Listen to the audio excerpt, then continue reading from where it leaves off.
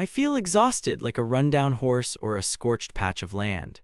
My life has become an endless cycle. Early mornings, endless afternoons, 16 hours of hard work, bringing in thousands of dollars a month. And all because I read that damn novel until late at night. Delving into the protagonist's actions committed for the sake of her white moonlight, that same poor junior assistant, I realized the absurdity of the situation. She was in love with her master, who was her ideal, but in the end, the poor man was killed, and the master himself was surrounded and cruelly blinded. In this story, I felt like a swordsman, ready to destroy everything around me. Reality turned out to be as cruel as the book's plot. The characters' names were so deeply imprinted on my memory that I stopped breathing, and then I woke up in a huge room, lit only by a dim nightlight. What's that on the soft blanket, and whose body is that next to me? I touched it with my hand. It was soft and yielding. I ran my hand over it and suddenly heard a quiet sigh. A cold sweat broke out on me and I jumped up abruptly, slowly turning my head to the side. There was an incredibly beautiful face in front of me. I bit my lips, not daring to utter a word. Woman. Screaming wasn't allowed, right? I looked away, staring at the ceiling, which I'd been afraid to look at until that moment.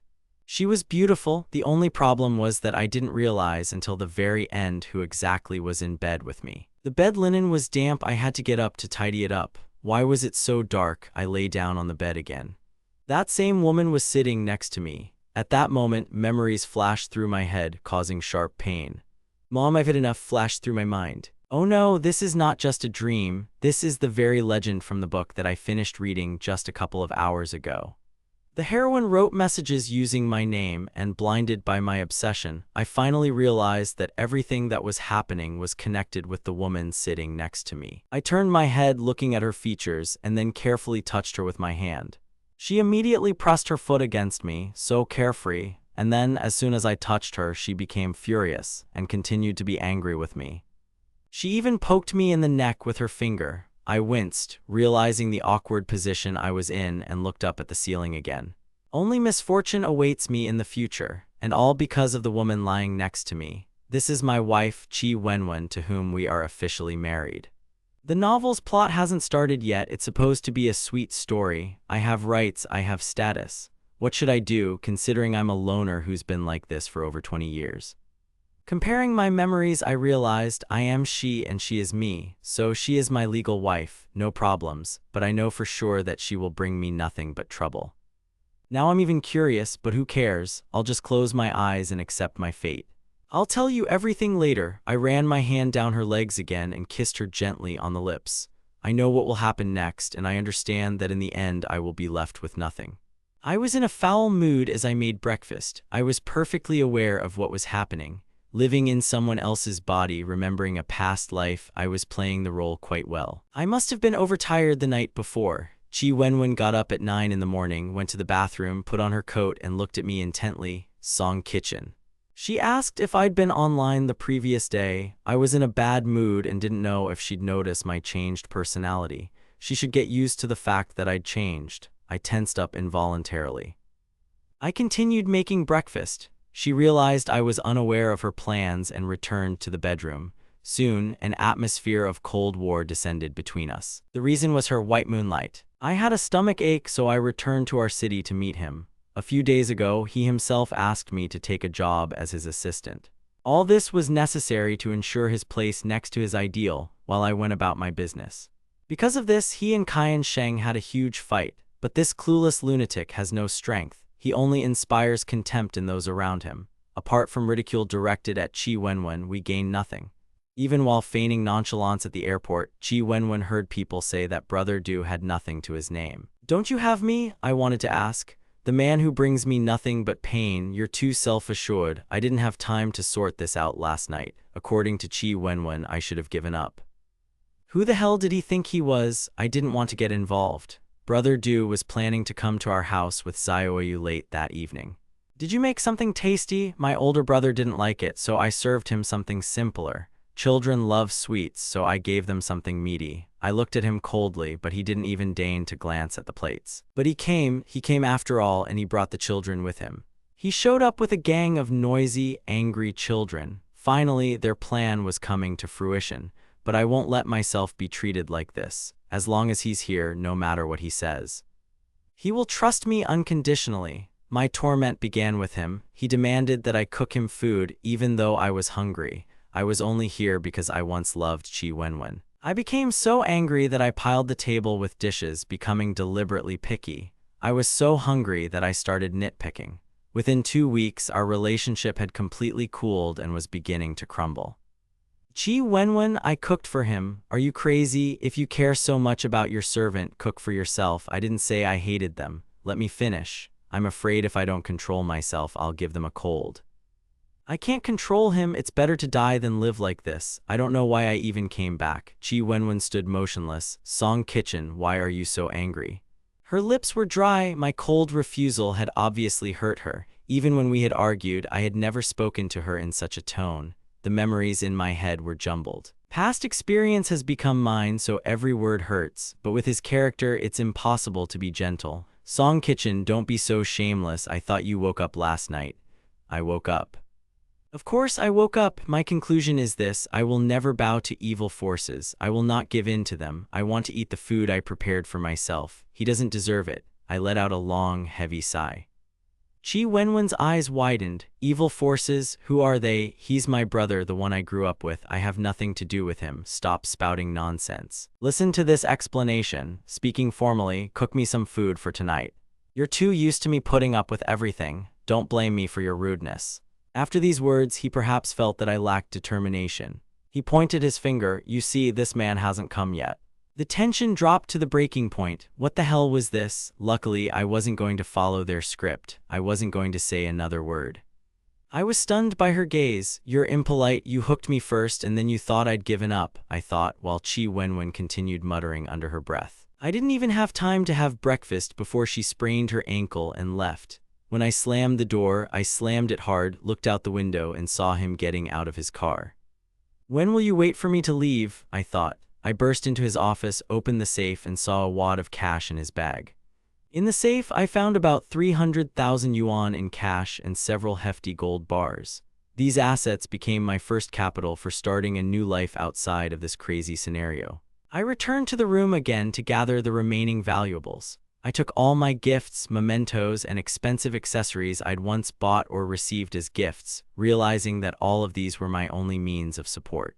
Holding the bag of valuables, I felt a strange surge of determination.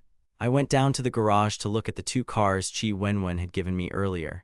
Selecting the one in better condition, I got behind the wheel and drove out the gate, feeling my fear gradually give way to adrenaline. The first thing I did was head to the bank. I needed to transfer all my savings from my main bank card to the new account as quickly as possible to cut off any traceability of my transactions.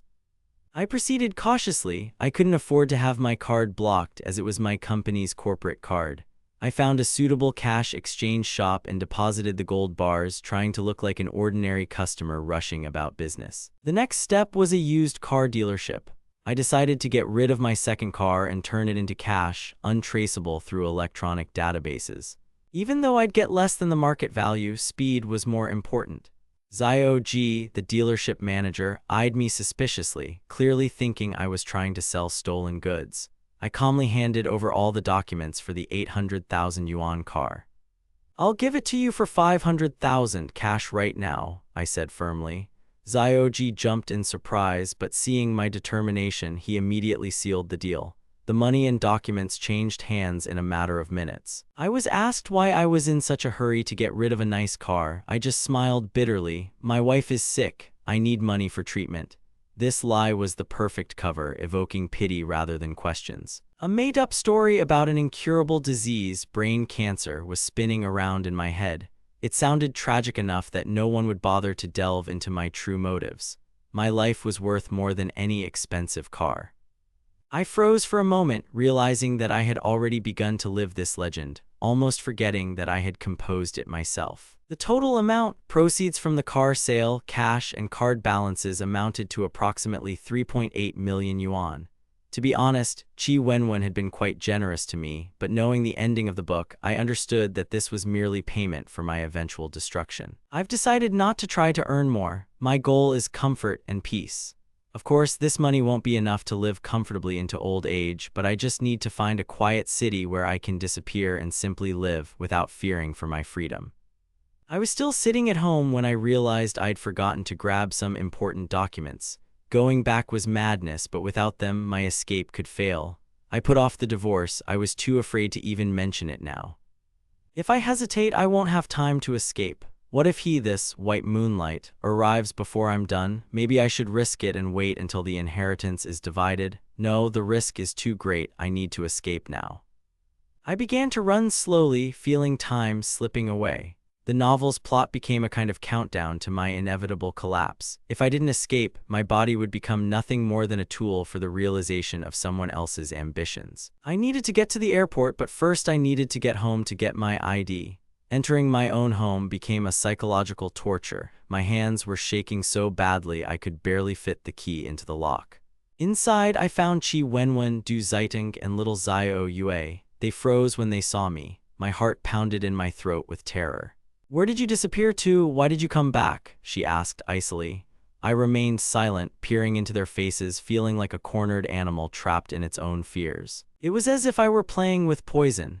Taking a deep breath, I stepped forward resolutely, expecting a blow, lightning, anything. I covered my mouth with my hand to keep from screaming and rushed deeper into the house, ignoring their shouts. The rest of the room was furious, but I acted on instinct. I grabbed the bag with the documents, shoved it into my pocket, and without looking at Chi Wenwen, rushed back to the exit. "Wenwen, look at him!" someone shouted. I didn't turn around. I rushed out the door, feeling myself getting further and further away from the threat that had been haunting me for the past few months with every meter. As I slammed the door, I heard Chi Wenwen shout, "Song Kitchen, are you sick? Why did you even call Duji?" Bang, the door was locked. I didn't look back. I made it to the garage, got into the remaining car, and hit the gas, speeding away from this place that could no longer be called my home. At the used car dealership, a second payment, another 500,000 yuan, was waiting for me. My phone was ringing off the hook with Chi Wenwen, but I didn't answer. The silence on the line became a symbol of my liberation. I bought a plane ticket to the South Sea, far away from civilization and my usual social circles. And to throw a monkey wrench into the mix, I even bought a train ticket to a small provincial town. The phone buzzed again. "Song Kitchen, where have you been? Come back quickly and apologize to Duji." I just laughed at their absurd demands. "I went to buy food," I replied, trying to sound as casual as possible. "What apology? I just bought a chicken." A look of surprise came over the line. "Why are you being so rude?" "Since you insist on cooking," I added sarcastically, "I'll forgive you. What should I make? A stewed bun or something special?" I hung up, feeling incredibly relieved. The money in my pocket was my only defense. I'd wait until they'd completely written me off their plans. Meanwhile, Chi Wenwen and the others were looking at their phones in confusion. This was Chi Wenwen's third marriage, and she was accustomed to all the men around her, even Kaiyan Shen, caring for her like a small child. She wasn't used to harshness. But Song Kitchen had changed. Previously, even after the most intense arguments, he always returned to be gentle and helpful. Today's outburst was beyond comprehension. He hit the man and slammed the phone down, behavior that was completely out of character. It made them all nervous, though they couldn't quite pinpoint the real reason. They were sure I'd come back to cook dinner simply because I always came back. They couldn't fathom the idea that I might just leave forever. Chi Wenwen felt a strange discomfort in her stomach, either from excitement or from an intuitive premonition of losing control of the situation. She paced the room thinking, he used to be so easygoing. What happened to him? Maybe he's upset with me. She was sure I was just being cranky. Du Zaiting, trying to support her, looked rather pitiful. "Wenwen, don't be upset, it's not your fault," he consoled her, still believing in his own importance. "When he comes back, I'll make him apologize to you," Chi Wenwen promised. "You'll be like a real father to Zio Yue." She already saw herself as the heroine, saving their little family. She was busy with work and these dreams, unaware that I was already far away. I watched the footage from my phone camera, watching them fuss, and felt free. I closed my mouth to keep from laughing out loud at this scene. Little Zio Yue looked up at Du Zaiting, crying out "Mama," and Chi Wenwen's expression softened for a moment. A glimmer of triumph flashed in Du Zaiting's eyes. "Wenwen, today's meal." Chi Wenwen interrupted him, still angry. "Song Kitchen will be back this evening. I'll be nice to him if he apologizes. Let's go to the restaurant. We won't wait for him at home." Song Kitchen, I see everything, she thought, absolutely certain of my return. How long are you going to cause trouble? She continued to ponder. You hit Brother Do, he's a single father, he's already struggling, and you're so selfish. She was deeply convinced she was right. My man must be generous, she kept telling herself, lying to herself and convincing everyone around her that I was the main villain. I don't need anything from you except submission, read her gaze, directed into the void. Sitting on the train, I looked out the window. I knew I'd turned off all surveillance. I was a conspirator who chose escape over participating in someone else's play. I didn't delete Chi Wenwen from my contacts, let her search for me, let her be angry. I wanted them to feel the emptiness I had prepared for them. Tomorrow, when they realized no one was coming to cook dinner and that the thunder had already rumbled, their faces would be priceless. Chi Wenwen took Du Zaiting's daughter out to dinner, still discussing my inappropriate behavior. They continued to live in a world where everything revolved around them, unaware that the protagonist of their story had already left the game. I firmly resolved that when I returned home that evening, I would ask Song Kitchen directly what exactly was wrong with her. This courage had only come to me last night. I could no longer pretend I didn't care about the fates of others. After an early dinner, I gathered my courage. Du Zaiting insistently asked me to send Xiao Yue home, but I politely refused, citing business, and hurried to the exit, trying to leave their company as quickly as possible. Outside, I tried to calm my racing heart and gather my thoughts. Strangely, despite all the risks, a strange calm settled within. Anger gradually gave way to cold calculation. I arrived, I took a deep breath to regain my confidence and with a trembling hand unlocked the door. It wasn't just dark inside, the house seemed deserted. No lights were on and an oppressive silence reigned everywhere. As if no one had ever lived here, only my own echo bouncing off the empty walls. I turned on the light and dust motes swirled in the air. My voice trembled with hidden hope as I called out to Chi Wenwen, but the house responded with only silence. No hot tea, no dinner, no warmth. My entire careful psychological stance instantly crumbled, replaced by a searing anger.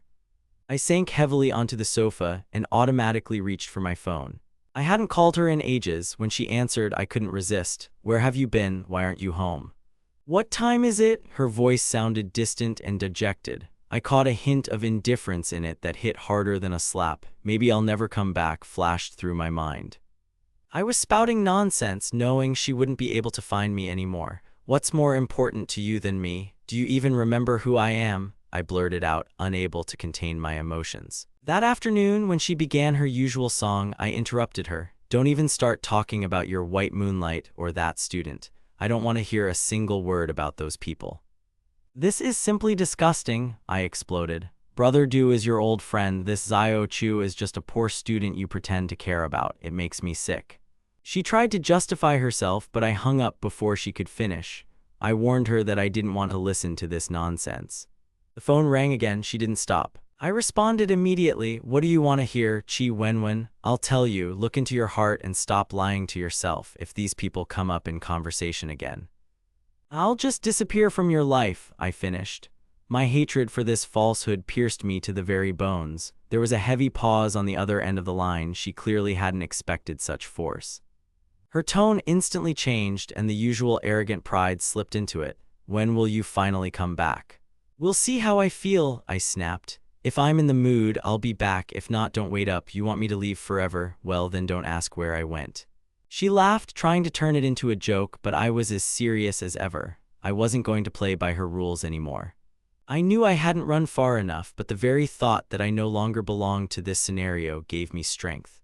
If she finds out I've escaped, she'll definitely give chase. I don't want to be a puppet in someone else's story anymore. The world is vast, and my own life is the only thing that matters. On my very first day here, I ran away from the woman president. My real life was about to begin. I had to run so far away that she couldn't reach me.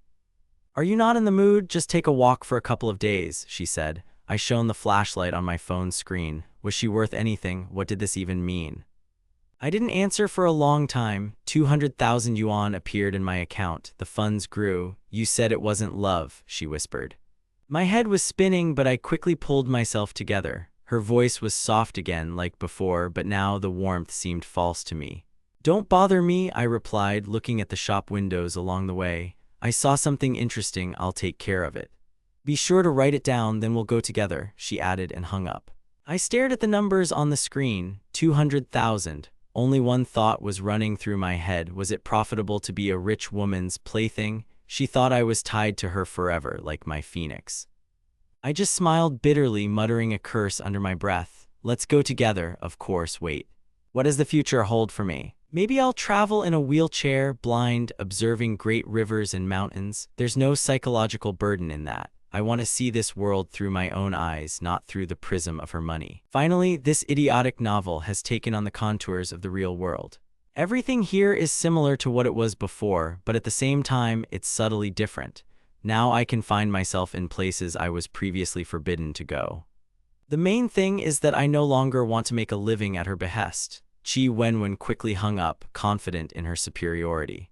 I sat on the couch looking at the 200,000 in my account and held my breath. She didn't understand that her power was waning. I didn't want to see her again. Receiving the money calmed me down a bit. It meant the fund was still operating. Sitting in the empty house, I realized, in 3 years of marriage, I'd never missed a call like today. Everything had changed. The messages kept pouring in. My phone was ringing off the hook, and it was starting to irritate me. Du Zeitung again. Wenwen Yogyu is out of sorts, crying and calling for you, his voice carried. Can you come? Didn't you call the hospital? Chi Wenwen froze. She had many questions for him, since he hadn't been so persistent with this child before. Why are you asking this now? Du Zeitung's voice trembled. He paused and then added, Are you angry because of Song Kitchen? Come have dinner with us. She was confused. She didn't want to go home, where cold and silence awaited her, but even here something was weighing on her. Yoyu was crying, and she felt sorry for her. She didn't mention my name again. I'll be there soon, she replied, feeling some invisible curse weighing on her. She stood up without even bothering to change. Looking back at the threshold, she took one last look at the house that was no longer her safe haven. She opened the door and left, leaving me alone. Yogyu had been tossing and turning all night, either from illness or from her strange state. Mom, don't go, stay with Yogyu, the child cried. Chi Wenwen was too tired to comprehend the absurdity of what was happening. Wenwen, are you worried about Mr. Song? Du Zeitung asked. She only nodded bitterly. Tomorrow I will apologize to him. I hope he will forgive us, she whispered, looking at the crying Yoyu, whose tears seemed like a reproach to her. She felt like she was being accused of bad behavior. She was listless, and the very mention of my name caused her a sharp, inexplicable anxiety. Just rest, don't think about things that shouldn't be, she said, unsure whether she was giving this advice to the child or to herself. Du Zeitung photographed her tired back, sensing her helplessness. I'll send you some clothes, she added softly, trying to be kind, but cracks were already beginning to appear inside her world, the ones I, Song Kitchen, had created by leaving.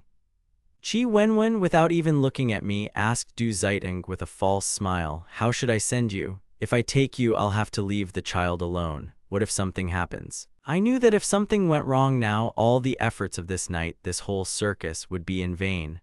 I could almost hear her saying, You should stay with Yoyu, I'll go myself. She didn't wait for Du Zeitung's response and simply left. He tried to reach out to her, wanting to say something, but lowered his hand. As soon as the door slammed shut, he looked at the sleeping Yoyu. Someone approached and patted him on the shoulder. In the silence of the corridor, the distinct sound of a lock closing was heard. I wandered through the old city, feeling completely lost. Fragments of a plot swirled in my head, inexorably approaching its conclusion. Why couldn't I just disappear? Why was I drawn here? That night, I began climbing the mountain. Strangely, every move I made felt orchestrated. When I reached the summit, I saw a fence hung with thousands of locks, and suddenly, a revelation struck me. I found the very lock ours. It was clearly engraved, Song Kitchen and Chi Wenwen. We were both alive, but this lock felt like a tombstone to our relationship. I crouched down, clutching the cold metal in my hands. I could have broken it gently, but I was afraid to touch it. I glanced at my right hand, expecting something terrible to happen, but the silence around me was absolute. I began to come to my senses.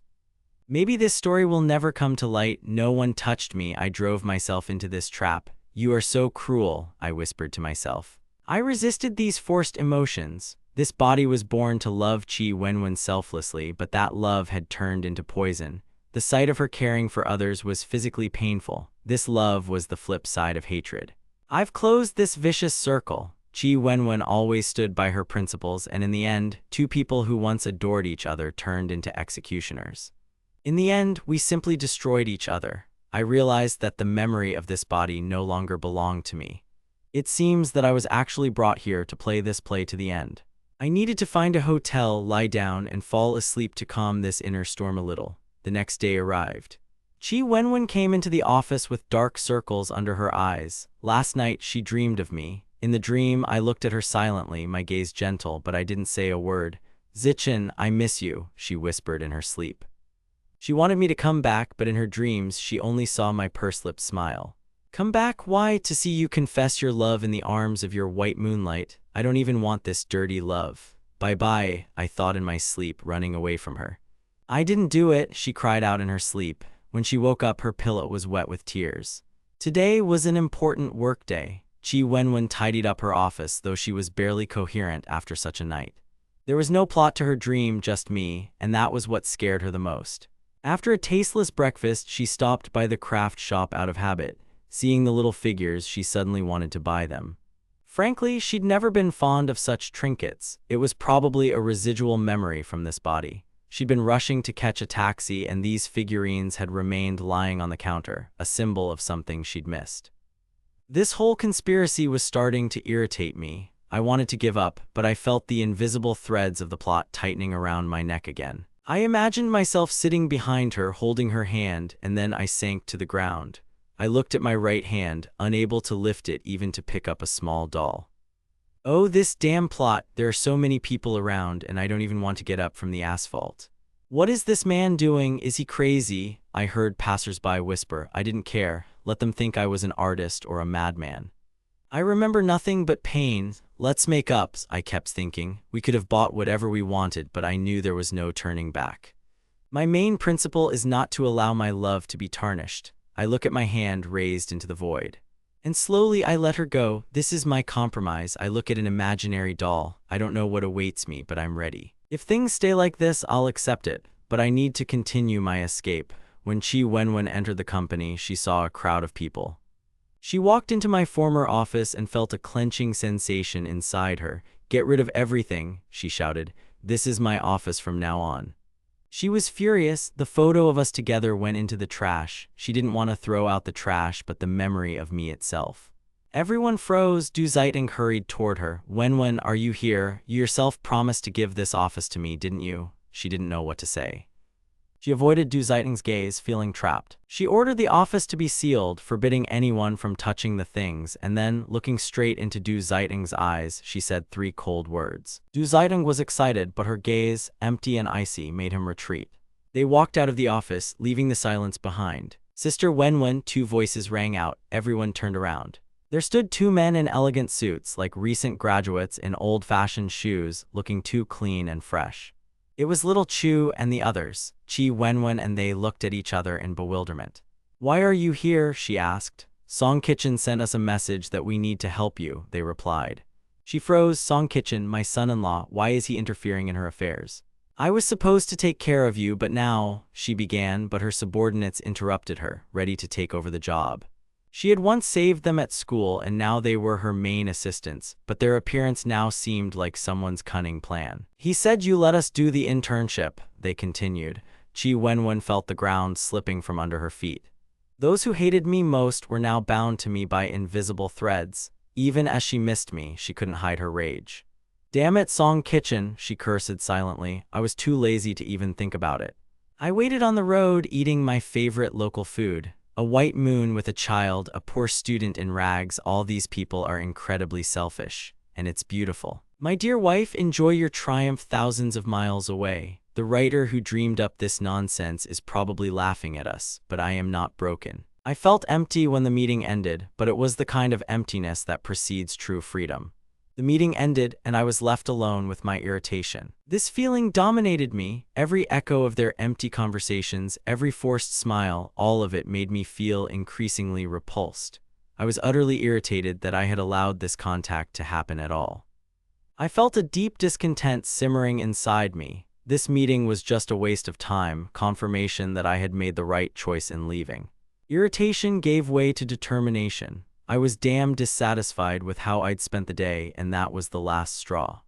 "Enough of this," I snapped into the void. "Not another word about those 3. There was a short tap tap tap. I hung up without waiting for an answer. You don't like this, I whispered to myself, looking at the phone screen. I placed the phone on the table as if it were a dangerous bomb. Savoring the silence, I disconnected her number. There was no need to rush. Let this bullet, my departure in silence, fly for as long as it took for them to grasp the magnitude of what had happened.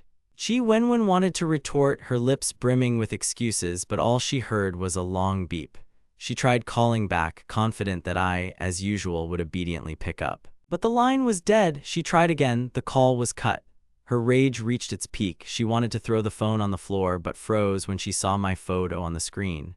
She remained sitting in her chair, overcome with anger and a strange, sticky fear. At this moment, Du Zaitung, Qin Shaosheng, and Zhao Chusheng burst into the office. When Du Zaitung began, "There are 3 of us and that office is cramped. If Song Kitchen's office is empty, can I take it? We need to discuss business." The other 2 exchanged glances. Qin Shaosheng immediately chimed in. "I should move too. Du has a child and work is inconvenient. He's constantly distracted and I need to concentrate." Zhao Chusheng was more straightforward. He wanted to be closer to her so he could learn the craft. Chi Wenwen looked at them as if they were annoying insects. She was fed up with their competition for attention, and at the mention of my name, a new wave of rage rose within her. They hoped that with me gone, a path to her heart would be open, but Chi Wenwen was in a bad mood. She temporarily sealed the office, not wanting any of them to feel at home there. These 3 were so naive that they considered my absence a victory, not realizing that at that moment she saw in all of them only a reflection of my shadow. "You know too little about business," she said dryly, cutting short their ambitions. "Get the basics down before you demand offices." She summoned an assistant to assign them routine tasks. She tried to burden them with work to hide her own confusion. Deep down, this war with my absence was only just beginning. My mood was depressed, but looking at the tickets heading south, I knew I was on the right track.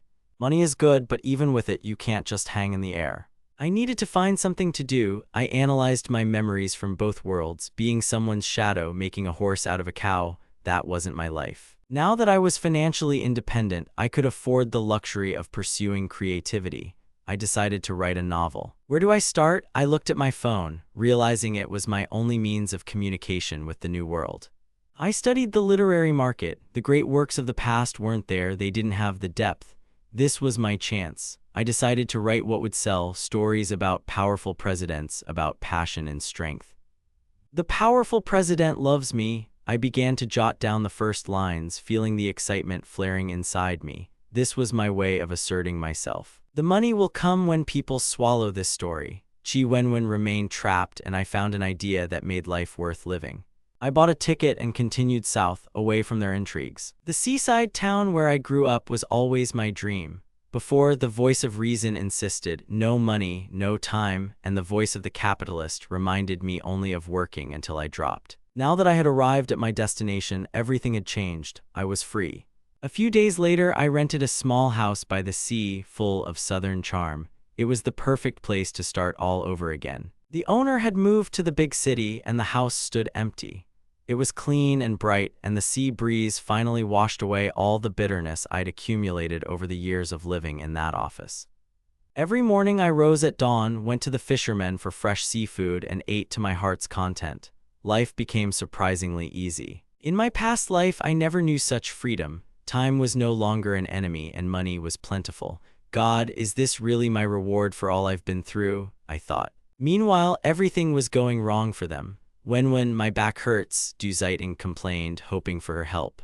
I screamed into the void, glad that I wasn't there. Chi Wenwen looked at them, her eyes full of shadows. "Sister, help me with the medicine." He'd had this wound for years, and he'd used it as an excuse to get her attention. Chi Wenwen was confused, watching their pathetic attempts to curry favor. Silence fell over the room, broken only by the sounds of their uncertain footsteps.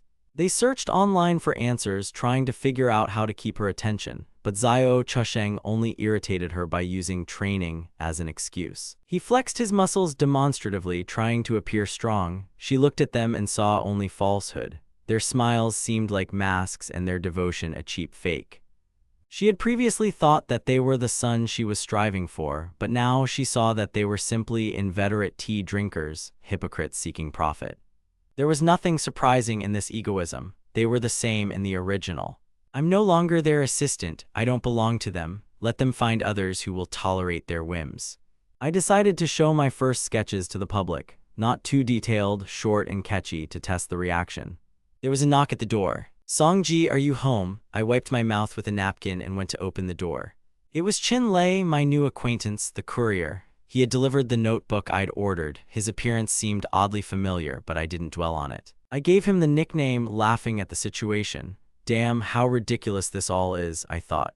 "What's the matter?" he asked. I replied that now was not the time for experiments. I needed to immerse myself in the atmosphere of this market, soak up the new life, and forget about the office poison.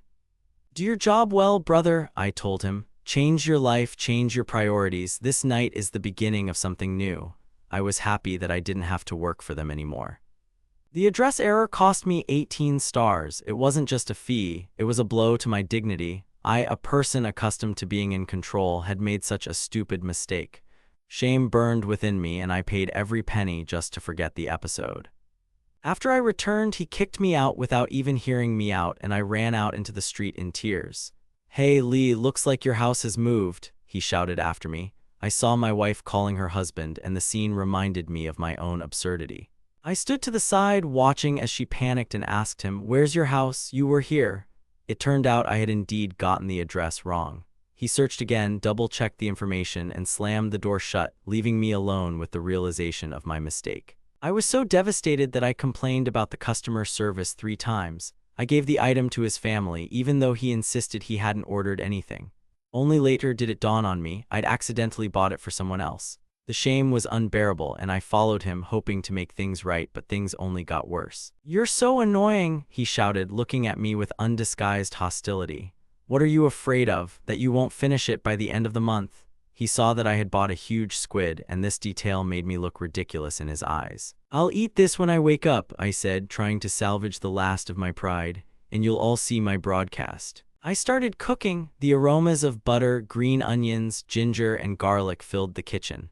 Adding the seafood to the boiling water, I began my usual ritual, trying to suppress my conscience. I'm a true Earth tiger. We have a ship captained by my father and brother, and I help them sell the catch live on air. Suddenly, in the midst of the hustle and bustle, memories of this world returned to me like a bright flash.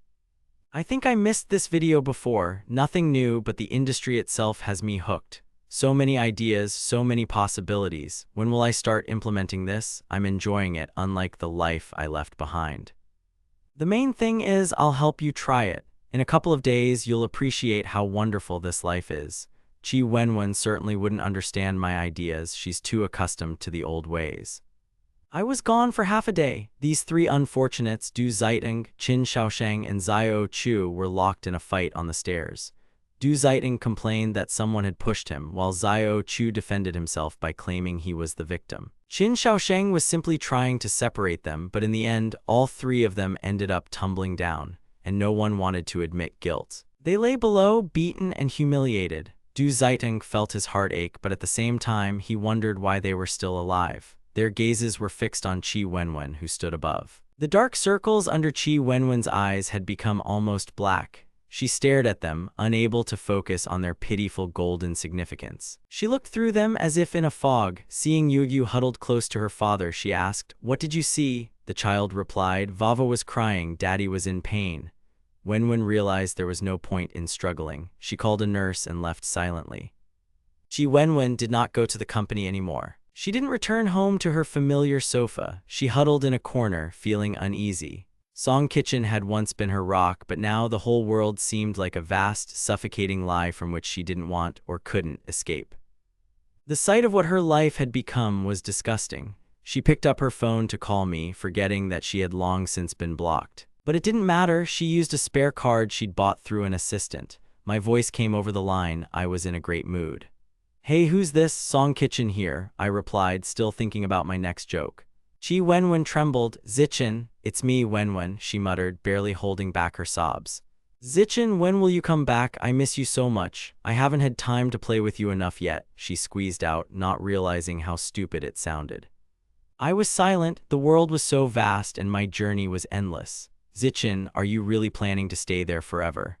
I wanted to say yes, but I held back. I remembered everything, how she called me petty when I asked her to sort out her feelings, how she called me dirty when I pointed out the insincerity of those around her. You blamed me for everything, I said calmly. When you were in trouble, you blamed me for misunderstanding the situation. You always held me at fault. I'm not generous, I don't know how to share, I continued. But love isn't a public toilet to be shared with just anyone. Feelings don't tolerate filth. We studied at the same school in the same class. We were born in the same year, on the same day. It seemed that fate was leading us along the same line. We spent hours by the lake, walking in the snow, inseparable. We lived in the same room, shared joys and sorrows, supporting each other in the darkest times. I saw how much she loved me, and that's why I felt her betrayal so keenly. When she shut herself off from reality, I realized her heart was no longer mine. Your efforts, Wenwen, will only be meaningful when I am not around, I finished. Take care of yourself, there's medicine in the medicine cabinet on the second floor. Don't eat too much when I can't keep an eye on you. I kissed the phone, remembering how much I once loved it. Take care of yourself, don't let me lose the last vestiges of warmth I have for you. Things aren't going well, don't, Wenwen. She was silent, tears streaming down her face and onto her hands. She tried to say something, but I didn't answer. At that moment, I finally threw the phone aside, and he decided to leave for his new life. The phone continued to lie on the table, silent. Wenwen realized there was no point in changing the cards. I wouldn't answer anymore. She was desperate, trying to find help, but every step she took brought her back to my words about how deeply she had betrayed me. She didn't want to admit that these three were just shadows, not worth her attention, but she was locked in her own delusions. She accidentally opened my WeChat moments. She wanted to see new information, but saw a note. Since she loves the poor so much, I don't need her anymore. She was shocked. Song Kitchen, who had been her shadow for years, now appeared before her in a different light. The title of the book she saw read, Making Jai Feng Smile. It was a story written in my blood. She began to read, and a completely different world opened up before her. The Bai Yuiguang in the book was just a child who manipulated the main character. The heroine was forced to dance to someone else's tune, and when she woke up, there was no one around, only emptiness. The protagonist begged for forgiveness, but it was too late. The protagonist cut off all ties, isolated her, and started his own family, leaving her with nothing. The deceived heroine was left empty-handed, and the poor girl, the third victim, turned out to be only the fruit of her own son's greed. She read, recognizing herself in the descriptions. She ignored the protagonist's call until she realized this world, this story, this person, everything she considered hers now belonged to someone else. The main character is stabbed to death, Chi Wenwen read, and the words struck her with an icy chill. The ending wasn't just tragic, it was final, utterly shattering. She put her phone down, feeling the last pillar of support crumble within her. Laughing was impossible. The reality around her was terrifying. Putting the three stories she'd read together, she realized they weren't just fiction. They were encrypted accounts of the lives of Du Zaitung, Qin Shaosheng, and Xiao Chusheng, details that were eerily similar to her own. She couldn't deny the obvious. Song Zichen knew everything. A cold sweat broke out across her. She remembered the line, "The fly has no wings, but you gave them the chance to come closer." Now she understood. She herself had allowed these people to surround her, unaware that she had let ghosts into her home, bringing destruction. Meanwhile, the three heroes lay in the hospital, as if awaiting their inevitable punishment. The hospital room seemed like a ritual. Du Zaitung lay on the bed, pale, his arm hanging limply over the edge as if he were a doll whose strings had snapped. The moonlight filtered through the blinds, capturing his helpless profile from the darkness. A plate of grapes sat on the nightstand nearby, a ludicrous contrast to the oppressive atmosphere. Another patient, in love with her, began his endless song, feigning innocence. Wenwen looked at them and saw only pretenders, masterfully playing their roles until Song Zichen was there to tear off their masks. She tried to cling to the fleeting thoughts, using her will to keep from going crazy. She remembered that old watch, a gift from me. When I left, she gave it to her first love, hoping it would bring happiness, but it became a curse. The clock ticked, counting down the time until the end of this false idol. Wenwen, always sparing with words, silenced the first with a single glance. Their gazes met. A mixture of disappointment, disgust, and the realization that everything they had acquired was mere tinsel. Neither money nor cars could fill the void left by my departure. She looked at them, clad in luxury brands, and saw only people poor in spirit. Who among them was truly proud now? They were all dependent on those who fed them, and their dignity was nothing but dust. You're all just dependents on someone else's mercy, she thought, watching Qin Shaosheng try to occupy the guardian's bed. The pity was so obvious that she wanted to scream. Qin Shaosheng, with his absurd narcissism, tried to justify himself. Wenwen and I are simply pure brothers. This phrase sounded like a death sentence to their friendship. Du Xiting smirked and whispered, "Why pretend to be innocent? It's disgusting." They began tearing off each other's masks right in front of her, turning the hospital room into an arena for vile squabbles. Wenwen exploded, "I didn't insult you. You are grown men, not children who need raising. Go home to your children if you have any, or sell them if you need the money so much." Her coldness pierced them right through. She began picking grapes, her hands shaking. As she passed Qin Shaosheng, she accidentally brushed against him, ripped out the IV needle, and without looking back walked away, spraying the surrounding area with the poisonous mixture of her irritation. Qin Shaosheng screamed, trying to hold on to the phone, but Du Xiting merely watched his humiliation. The phone fell from Shaosheng's hands, revealing their financial inadequacy to everyone. "That's the assistant from Lu's group. You're having problems with the project," Du Xiting blurted out, losing the last of his composure. They were like cornered rats, vying to see who would drown first.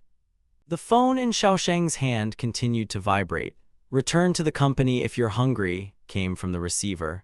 Wenwen glared at them with such a terrifying, icy gaze that even the most brazen of them caught their breath. "I'll leave," Du Xiting forced out, backing toward the door. "But remember, the sound of the zither from the next room isn't me. It's a warning." Wenwen was left alone. She looked at them, realizing that their minds were filled with greed, not love. When she got home, she binge-watched the video I'd sent her. Afterwards, sweat broke out on the back of her neck. She couldn't bear to be in her own home anymore. Everything felt alien, toxic. She frantically tried to comprehend the plots of my novels. What she considered salvation turned out to be a green mirror, an illusion created solely to conceal emptiness. She feared every sound. What if she drank the water and it became poisoned? Every step felt like a trail of mines. To lose the one who loved me madly, this thought haunted her. What had she lost? She had lost herself, trying to hold on to those who hated her. Fatigue took its toll. She forgot herself in a short sleep, but a phone call again tore her out of reality. It was Xiao Chusheng. His voice trembled with false uncertainty. "Wenwen, I'm a bad actor. I want to go back to school, to my teacher. Can you send me a gift to show you're waiting for me?" She promised, but as soon as the connection was broken, she again sank into a heavy oblivion. In the hospital, Qin Shaosheng looked at the empty beds. The silence was oppressive. When everyone had gone their separate ways, Shaoshen decided he couldn't wait any longer. He stood up, put on his clothes, and left the place, feeling a sense of foreboding creeping over him. When he returned home, he didn't find a soul there. The only sound was the sound of running water in the bathroom, and on the table sat a cup of her favorite milk tea. It left her throat dry. He listened to the sounds coming from the bathroom where Wenwen was. He was overcome by an uncontrollable irritation, turning into painful arousal. This woman, she was everywhere. She was a trap. He realized that even his studies and adventures were merely ways to get closer to her, but she saw him only as a savior, not as a man. He walked over to the table and took a sip from her cup. Was that the sweet taste of her lips? He felt like a thief in his own home. Wenwen came out, seeing him drinking her tea, and smiled faintly. It was a cold, calculating smile. She passed by, brushing against his shoulder, and he froze, listening to her footsteps retreat into the bedroom. He couldn't contain himself any longer. His thoughts were dirty and forbidden. The door slammed shut, and she heard the sound of paper. She felt ashamed, but the shame was mixed with rage. When she woke up again from the noise of the car, it was already dark. Her phone was turned off. She turned it on and saw the missed messages from me. Links, messages, warnings. "Don't go home, don't drink tea, do you hear me?" was the final warning. She imagined me watching her through the cameras I'd left behind. I knew everything. She threw the phone away in anger, not understanding. Did she still love me, or did she already hate me for making a mockery of her life? Another call. "Wenwen, where are you? Come back." It was Du Xiting. She realized she was trapped between three men whom I controlled like puppets. I knew what would happen. I watched them turn her life into a monkey show. She ran into the house, out of breath. She wanted to see what I had done. Du Xiting followed her, his face twisted in fear. He knew that something awaited her beyond that door that would change their destinies forever. When she opened the door, she froze. The room was silent, but the atmosphere was electric. Du Zaiting, standing behind him, couldn't bear it any longer and backed away, his face filled with absolute horror. She turned slowly towards him, her eyes empty. In the center of the room stood the object I had left behind, the final touch to my revenge. She looked at him and finally understood. The game was over and I was the only winner. On the side of a spring road among the dusty grass, I saw a wild dog, skinny, emaciated, the very embodiment of hopelessness. It reminded me of Chi Wenwen, whose dreams of a safe home had crumbled to dust. This home could no longer be called her fortress. Du Zaiting, having lost control, had knocked her off her feet with his forcefulness and absurd accusations. "Wenwen, are you okay?" His voice sounded false, almost mocking. She was forced to stand, leaning against the cold wall, her gaze blank like a puppet whose strings had been cut. She looked at Du Zaiting with icy calm. "How long have you been here? Why did you allow this circus to continue? Why did you do this?" Du Zaiting replied with a smirk. "I just wanted you to see their true colors. They are scum, Wenwen, and they don't deserve you." Chi Wenwen laughed, and there was more pain in it than in her tears. "Stay away from them. Do you think that will solve the problem? The end was inevitable from the start. You're just making this house rot even worse." This was the first time she addressed him so formally, emphasizing the distance. "Du Zaiting, I know everything about you. I can't be with you, whoever you are. Don't you dare call my mother. Don't you dare interfere with my life. You saw this whole thing through from the start. Why didn't you stop them sooner? Did you enjoy watching me suffer? Were you waiting for me to watch that monkey show myself?" Her voice trembled with anger. "We were just friends. I wanted to help you with the baby." He began to justify himself, but she interrupted him. "You've never had any sincere thoughts about me, only a desire to possess what doesn't belong to you," she snapped. Fatigue overwhelmed her. She couldn't pretend any longer. She listed his sins, her voice a monotonous, endless stream that echoed all his betrayals. The man who had forgotten what it meant to be human had become nothing to her. "If you want something done, pay," she snapped, "but the price will be too high. You don't have to work for me anymore." Her voice was like a whip. "You're a single father. You need to take care of your child, not climb into my bed. Get out of here tomorrow." Du Zaiting froze, realizing that she had completely cut him out of her life. He begged, he repented, he insisted that he needed the work, but there was no pity in her eyes. She hated these fat bastards for poisoning her existence for so long. "Find someone to remove them from my life," she ordered. "I don't want to hear their names anymore." Wenwen turned and walked away. Du Zaiting grabbed her sleeve, but she pulled away. At that moment, I watched them through my phone monitor, feeling a cold satisfaction. I was free. I didn't formally divorce her, but in my heart, I was already far away. Chasing those scoundrels became my only entertainment. I used her style, her habits, to drive her crazy. Tickets to the South were just the beginning of my triumph. Those stupid girls who watched my broadcasts were just tools. I fed them snacks and promises until they blindly believed my every word. "Order seafood, the villagers are honest." I broadcast live, knowing that my deception was the most honest deception in the world. I was born in the sea, I was part of the elements, and this element was now devouring everything that was dear to them. I repeated this like a mantra, aware of my superiority, over and over again until they started to believe in my image. Every word was honed, every gesture was verified down to the last detail. They were in my power without even realizing it. The sea was my witness. Wenwen tried to remember us, our school years, when everything was simple. Before I could finish speaking, a glass of water flew at Qin Shaosheng. Chi Wenwen, enraged, screamed, "My man doesn't need you to open your mouth." Blood stained his forehead. Shaoxin just looked at her, not daring to answer. He lowered his head, trembling. Her eyes were colder than an iceberg. "Take your things and get out." "Shut up and start over. Not another word about us," she said mercilessly. Du Zaiting felt the chill grip his body. She kicked them out of the meeting room, and the noise sounded the death knell for their ambitions. "I thought you were advanced," she said coldly, looking at Xiao Chusheng, "but you turned out to be nothing but a liar." "It's just a question of orientation," he tried to justify himself, but she only raised a mocking eyebrow. This question was like a slap in the face. Xiao Chusheng was completely at a loss. "Just get on your knees," she ordered. He fell, his forehead slamming against the floor until it bled. "Sister Wenwen, it was a ghost trick, I didn't mean to." "One wrong word and you're dead," she whispered. She didn't want to see them in her life anymore, not a single one of them. Chi Wenwen clutched her head, feeling like reality was being torn apart. The bodyguards dragged Xiao Chusheng out by his hair like a bag of trash. Du Zaiting stood by the window, afraid to turn around. The city was silent, as if holding its breath before a storm. Wenwen's high heels faded away. Du Zaiting inhaled and realized he couldn't breathe here anymore. He was upset. What opportunity had he missed? But Wenwen's meat was out of reach.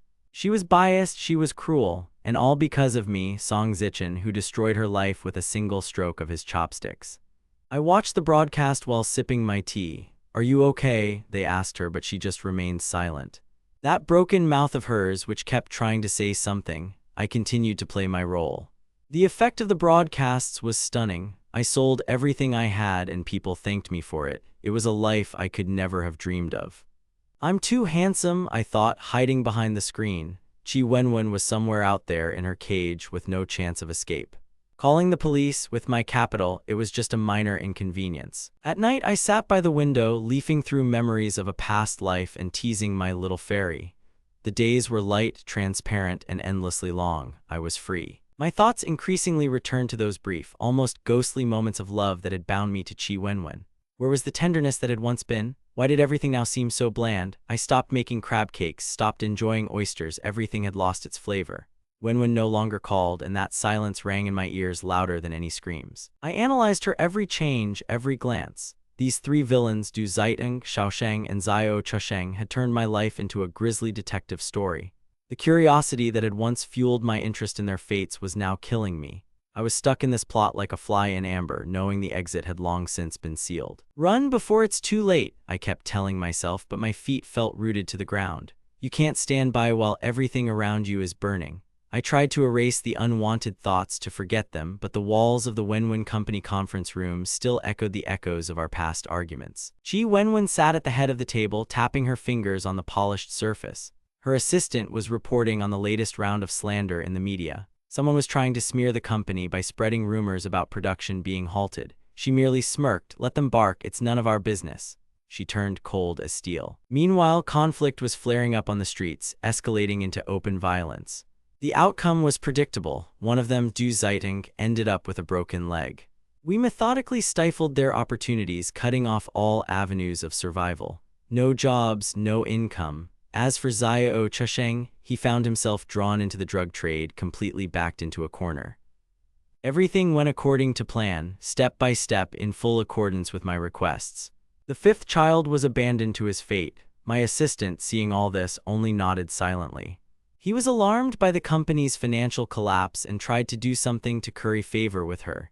Qi Wenwen watched them like a predator watching a cornered animal. She had become a creature without a trace of gentleness, without a trace of the person I once knew. "Did you find him?" she asked. The assistant brought up a grainy screenshot. In the corner of the frame, a man was holding a huge crab. Wenwen squinted, trying to make out his features, but the image was hopelessly blurry. "Songji suddenly boarded the train," the assistant reported. "He's constantly changing routes."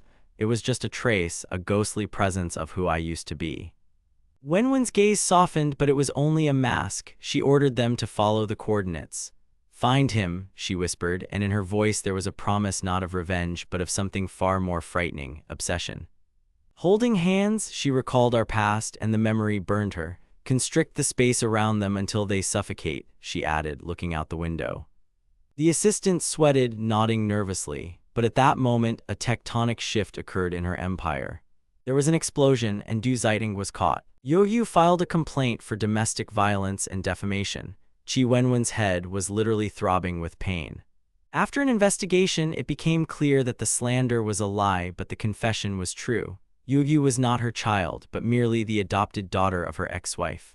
Guardianship was revoked. Wenwen felt the full extent of her loneliness. Her world had been built on a foundation of lies. Now she had only one goal: to find me. Life seemed unreal, surreal, like the script of a bad movie. She began to suspect that I had run away and succeeded in another world, leaving her with nothing. The neighbors in the village whispered. My eyesight was failing. I looked like a man on the verge of a nervous breakdown, but this was my best performance. Rumor had it that some big boss wanted to open a guest house here, and that boss was her. She came to my fishing village. I stood there, feeling my insides tighten with pain and anticipation. She had found me, cunning, kind, painfully familiar. I began to pack my things. I made too many mistakes. I was shocked at how quickly the noose tightened.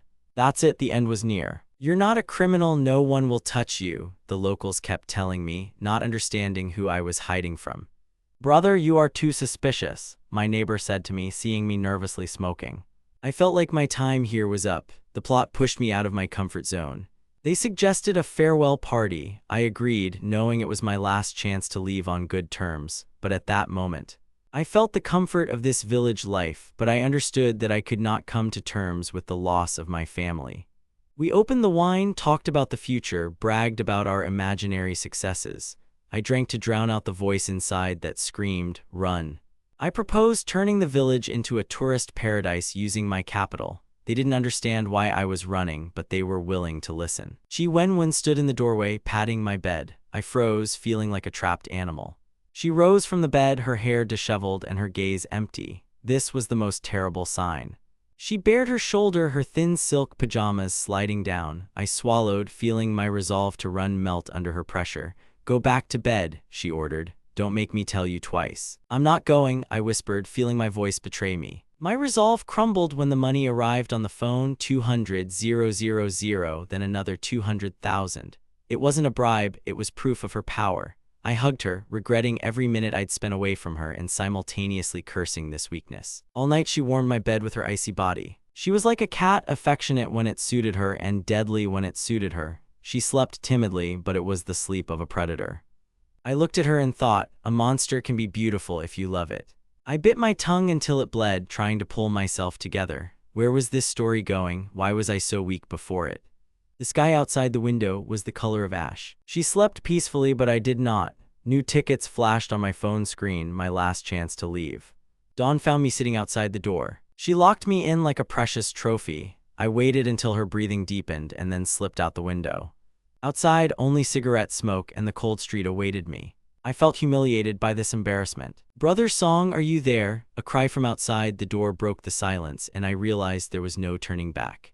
I was blocked from all sides. My black self, the one who had tried to build a new life, was forgotten and imprisoned by its own circumstances.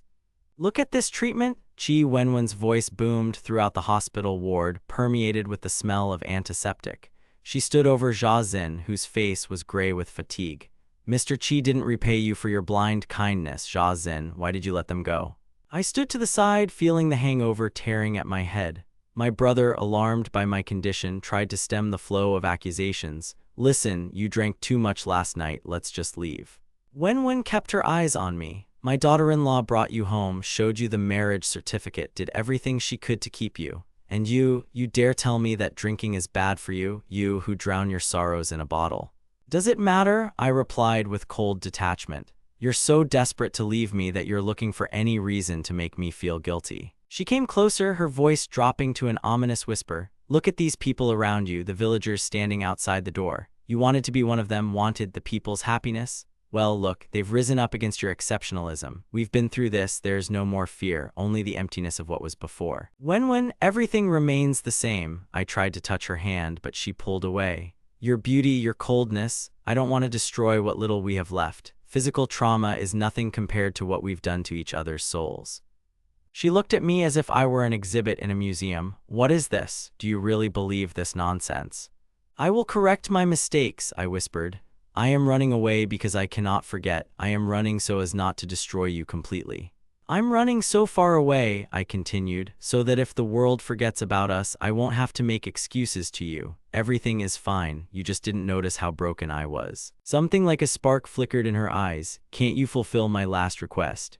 "There's no one left in this company who can hold a 7-leaf clover of good luck," she replied. "I only love you, Zichen. It was my fault." "I accept your love as a gift, but I've never cared about how you really feel," I confessed. "I swear I won't let that happen again." "Come with me," she begged, squeezing my fingers. "You are my first and only. What do you want me to do with them? Throw them into the sea or leave them to rot in a rock crevice?" I remained silent, gripped by horror. She awaited the verdict, ready to become my executioner. I gently pushed her away. "Don't do this. The atmosphere is too heavy." I couldn't believe she was actually willing to kill for me. "Even if you finish them, there will be others," she said, crying. "You will never forgive me." I walked toward the gate, clutching my child. The crowd raged around me. The villagers were fighting, tearing apart their familiar way of life. She followed me like a shadow, abandoning everything: company, status, life. I invested everything here, she screamed, so that you would be here, so that we wouldn't have to survive, but you still want to leave. She sank to her knees in the dust, sobbing, her hands pressed to her stomach. I watched her from behind, feeling her hatred give way to pity. Chi Wenwen, you win, you've always been stronger than me. Brother Song was the first to run out of the crowd. It's your fault, Zichen, he shouted. She traveled thousands of miles, she's pregnant, how can you do this? You were so rich, so beautiful, whispered my aunt, who always treated me to fish. Why do you tolerate such treatment? I felt guilty in front of them all. Looking at Chi Wenwen sitting in the dust, I realized that she was ready to take the place of queen in any world, even if that world was a poor village. She smiled through her tears, and at that moment I saw the piece of paper in her hands, the results of the examination. I'm pregnant, Zichen. It was a blow. That very night when I escaped, she carried new life within her. I realized that there was no way to escape anymore. Husband, let's not fight, she whispered, patting my hand. Let's go home. The book of our hatred had come to an end. The book of our slavery had begun. We stayed in the village for a few more days. Wenwen settled matters with the guest house and her subordinates. As we were leaving, she handed me the phone. No one will dare disturb us again. Seeing the blank screen, I felt an icy chill in my stomach. But the nightmare wasn't over. In a remote place, we were attacked by Qin Shaosheng and Xiao Chusheng, maddened by their thirst for revenge. Du Zaiting watched from the shadows, aware of his defeat. These two tried to imitate me, wore my clothes, copied my gestures, completely losing themselves in the attempt to become me. Their hatred reached its peak when they learned that Wenwen had found me. The crowd saw them attack, repeating my movements as if in a distorted mirror. Hatred tore through all systems. The attackers were captured and sent to prison. The pain in my stomach I felt turned out to be just fear of them. Chi Wenwen looked at me. Are you satisfied? I saw her gentle smile and broke out in a sweat. The plot was over, but the environment she held me in remained unchanged. Don't even think about running away, she said. I knew it wasn't a request. She found a manager for the company, and she stayed at home to control my every step. She dragged me around like a trophy. No friends, no connections, just us in her castle. When our daughter was born, we named her Song Nyanwen, a memory of the past we tried to erase. The old castle in the mountains became our fortress. I was no longer a master of fantasy. I was a prisoner of the fire she had lit. A family of 3 was a prison disguised as happiness. In a past life, I was oppressed by capital, and in this one I became a part of it, using revenge as the only currency. I wrote this tragic ending myself, not knowing that in this game, life is the only thing that can't be bought with snacks.